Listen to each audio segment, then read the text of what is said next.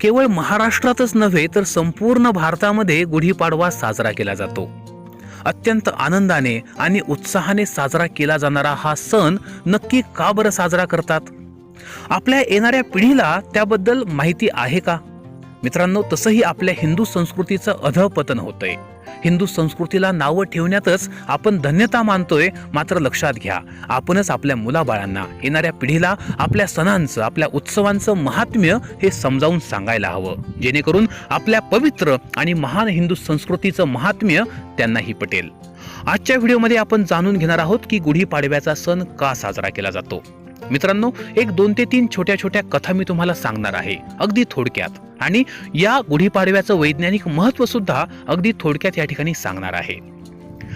मित्रांनो, तसं पाहिलं तर चैत्र शुद्ध प्रतिपदा म्हणजेच चैत्र महिन्यातला पहिला दिवस, हिंदूंचं नववर्ष या दिवशी सुरू होतंय आणि नवीन